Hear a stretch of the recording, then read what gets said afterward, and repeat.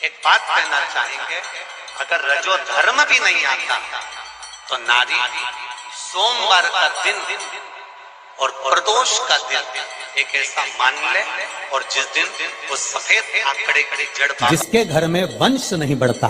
20 साल 25 साल 15 साल 12 साल हो गए हों और जिसके घर में बच्चा ना हुआ हो, हम उनसे भी निवेदन करेंगे कि प्रत्येक प्रदोष, प्रत्येक शिवरात्रि, हर महीने प्रदोष आती है, हर महीने शिवरात्रि आती है, प्रत्येक शिवरात्रि प्रत्येक प्रदोष को आप मिट्टी के अंदर मक्खन या गाय का दूध या गाय का घी, देसी गाय का मिलाकर शिवलिंग बनाकर उसकी पूजन करना प्रारंभ करें। 1 साल पूरा नहीं होगा। एक मट्टी का पात्र, और मट्टी का अगर कोई कलश है छोटा सा, उस कलश के ऊपर तांबे का कलश, माता प्रसूति, दक्ष प्रजापति और माता वीरणी, इन तीनों का स्मरण कर जो बड़े जो शिवलिंग विराजमान हो, चाहे वो ओटले पर हो, चाहे वो पत्थर का हो, बड़ के पेड़ के नीचे जो शिवलिंग हो, उसमें सीधे जब आप कलश लेकर जाएंगे तो मिट्टी का पात्र, उसके ऊपर तांबे का पात्र भरा हुआ, दोनों को एक साथ पकड़ कर ले जाएंगे। और जब आप शिवलिंग पर दक्ष प्रजापति, प्रसूति और वीरणी, इन तीनों का नाम लेकर सीधे हाथ में मट्टी का पात्र, उल्टे हाथ में तांबे का पात्र लेकर धीरे धीरे शिवलिंग पर जल समर्पित करेंगे, और उस जल का पान उसी बट वृक्ष के नीचे दोनों पति पत्नी अगर पान कर लेते हैं और संतान की कामना कर लेते हैं, तो भी मेरा महादेव संतान प्रदान करता ही। पर ये जो क्रम किया जाता है, या बैसाख में अष्टमी तिथि आ जाए या बैसाख महीने में सोमवार का दिन पड़ी जाए, तो प्रयास करना कि आप संतति के लिए, संतान के लिए अपने, जिसके घर में वंश नहीं बढ़ता, 20 साल 25 साल 15 साल 12 साल हो गए हों और जिसके घर में बच्चा ना हुआ हो, हम उनसे भी निवेदन करेंगे कि प्रत्येक प्रदोष, प्रत्येक शिवरात्रि, हर महीने प्रदोष आती है, हर महीने शिवरात्रि आती है, प्रत्येक शिवरात्रि प्रत्येक प्रदोष को आप मिट्टी के अंदर मक्खन या गाय का दूध या गाय का घी, देसी गाय का मिलाकर शिवलिंग बनाकर उसकी पूजन करना प्रारंभ करें। 1 साल पूरा नहीं होगा। विश्वास है तो कंकर में शंकर है, विश्वास है तो खंबे में नरसिंह भगवान है, विश्वास है तो जल में गंगा है, गंगा जल, और विश्वास नहीं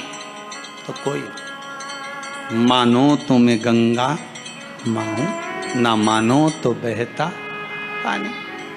अब ये तो आपके ऊपर है, आप चाहें तो बहुत दूर जाकर भगवान को ढूंढना चाहोगे, और नहीं तो आपके ही पास में, आपके ही घर में, आपके ही करीब में, आपके ही हृदय में शिव तत्व बैठा है, शंकर विराजमान।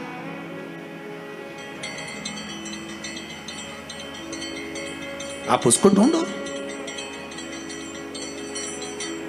अब माता अहिल्याबाई की माता सुशीला शिंदे जी ने कहा, गर्भ नहीं ठहरा है, बच्चे नहीं। श्री मनकोजी शिंदे ने कहा, क्यों चिंता करती है, काय का टेंशन, काय की चिंता, मेरा उघड़दानी, मेरा भोलेनाथ कभी खाली नहीं छोड़ता। सब शिव महापुराण की कथा कहती है, आप अगर विश्वास रखे हो,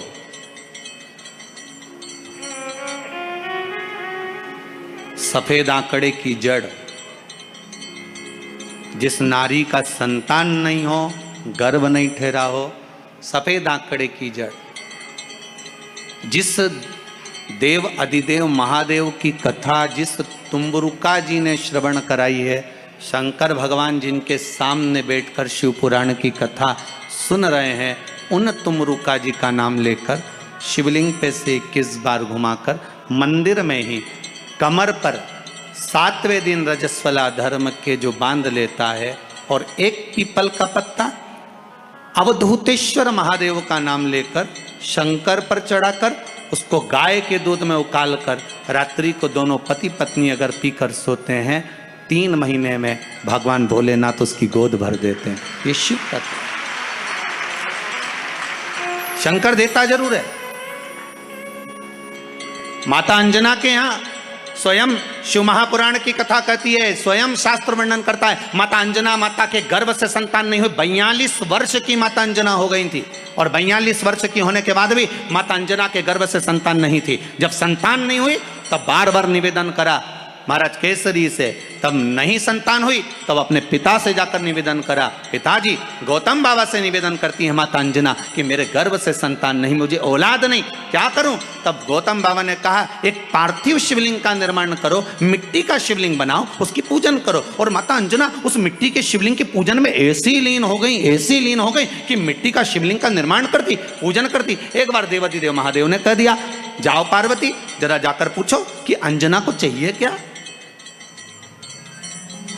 अंजना माता को चाहिए क्या।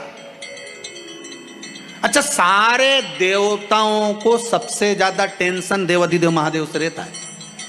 क्योंकि ये बिना सोचे बिना समझे किसको क्या दिया है कोई भरोसा ही नहीं होता। एक बार तो ब्रह्मा जी ने खुद ने कह दिया, साहब हमको तो इस्तीफा दे दो, हमको नौकरी करना ही नहीं बैकुंठ में बिल्कुल भी। तो भगवान विष्णु ने पूछा हुआ क्या? बस प्रभु, राजा श्वेत की अंतिम समय, प्राण छूटने का दिन, उसको यमराज लेने के लिए गए और देवाधिदेव महादेव वहां खड़े हो गए और क्या कहे, लेके मत चले जाना, उसकी अंतिम सांस, और क्या कहे, लेके मत जाना। और मेरा बेटा जब लाने लगा तो उसके प्राणों को हर लिया, यमराज ही मर गया। फिर मेरी पोती गई मृत्यु देवी, उससे कहा उठा ला राजा श्वेत को, वो राजा श्वेत को जैसे ही मृत्यु देवी ने फांस डाली, भगवान शंकर ने उसको भी मार दिया। अब बताओ, सूर्य नारायण भगवान बोले कि मेरा बेटा भी मर गया, मेरी पोती भी मर गई, अब बताओ क्या करें? तो भगवान ब्रह्मा जी ने शंकर जी से जाकर कहा, भोलेनाथ ये आपकी आदत बहुत गलत है, जब इसको मरना था तो आपने क्यों बचाया? शंकर जी बोले मेरे मंदिर में बैठा था, जगह तो देखो कि कहां बैठा है।